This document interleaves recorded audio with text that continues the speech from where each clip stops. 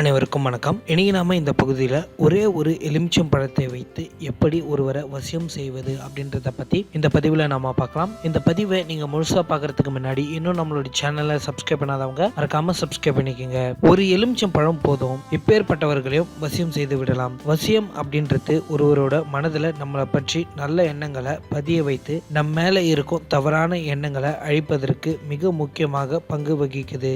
இதுதான் வசிய முறை. இதற்கு உங்களுக்கு தேவையானது ஒரே ஒரு எலுமிச்சம் பழம் மட்டும் போதுமானதாக இருக்கும். இந்த எலுமிச்சை பழத்துடன் இந்த மந்திரத்தை 108 முறை தினமும் சொல்லிக்கொண்டே வந்தா நீங்க யாருக்காக, அதாவது தனிப்பட்ட மனிதருக்காக அல்லது பொதுவாக செய்றீங்களோ அது விரைவாக நடக்கும். மேலும் அவர்களிடம் உங்களுக்கு ஒரு நல்ல பெயர் கிடைக்கும். உங்களிடம் அவர்கள் மிகவும் அன்பாக பழகுவாங்க. உங்க மேல இருக்கக்கூடிய கோபத்தை அவங்க மறக்க ஆரம்பிப்பாங்க. இப்ப செய்முறை எப்படி அப்படின்றத நம்ம பார்க்கலாம். ஒரு எலுமிச்சம் பழத்தை கையில எடுத்து வச்சுக்கணும். கண்களை மூடிக்கொண்டு வடக்கு திசையை நோக்கி உட்காரணும். கழுத்து மற்றும் முதுகு தண்டு நேராக சீராக இருக்கணும். தரையில ஒரு விரிப்பை போட்டு அமரணும். அமர்ந்த பிறகு கண்களை மூடிக்கொண்டு கையில எலுமிச்சம் பழத்தை வைத்து கொண்டு உங்களுடைய முழு கவனத்தையும் அவங்க மேல செலுத்தணும். அவங்களுடைய முழு உருவத்தையும் உங்களுடைய நெற்றி பொட்டிற்கு முன் நிறுத்தணும். கையில இருக்கும் எலுமிச்சம் பழத்தை இறுக்கமாக அழுத்தி கொண்டிருக்கணும். இந்த மாதிரி 5 நிமிடங்களாவது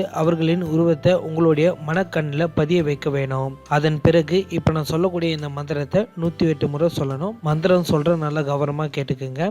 ஓம் நமோ பகவதே ஐம் க்ளீம் சௌம் மற்றும் அவங்களுடைய பெயரை சொல்லி ஸ்வாஹா அப்படின்ற மாதிரி சொல்லணும். இப்போ சப்போஸ் அவங்க பேர் ராஜா அப்படின்னா ஓம் நமோ பகவதே ஐம் க்ளீம் சௌம் ராஜா ஸ்வாஹ அப்படின்னு இந்த மாதிரி 108 முறை சொல்லணும். இது போல 108 முறை ஜெபிக்கு முடிச்சதுக்கு அப்புறமா நீங்க என்ன பண்ணணும் அப்படின்னா நீங்க பொறுமையா எழுந்திருக்கணும். அப்படி இல்லைன்னா பக்கத்துல ஒரு டம்ளர் தண்ணீரை வைத்து விட்டு ஜெபித்தவுடன் அந்த நீரை நீங்க குடிக்கலாம். இந்த எலுமிச்சையை நீங்க உங்களுடனே வைத்து கொள்ள வேணும். அவருடன் பேசும்போது இதை உங்களுடன் வச்சுக்கணும். இந்த எலுமிச்சை அழுகக்கூடாது. இந்த எலுமிச்சை காய்ந்து வாடி போனாலும் உங்களுடனே வைத்து கொள்ளணும். பிறகு இன்னொரு எலுமிச்சை பழத்தை மாற்றலாம். ஆனால் தினமும் இந்த செய்முறை செய்து வந்தால் கொஞ்சம் கொஞ்சமாக மாற்றம் தோன்றும். விரைவாக இந்த மாற்றத்திற்கான இந்த மந்திரம் சொல்லும் ஒவ்வொரு முறையும் மூச்சு பயிற்சியுடன் சேர்த்து செய்யணும்.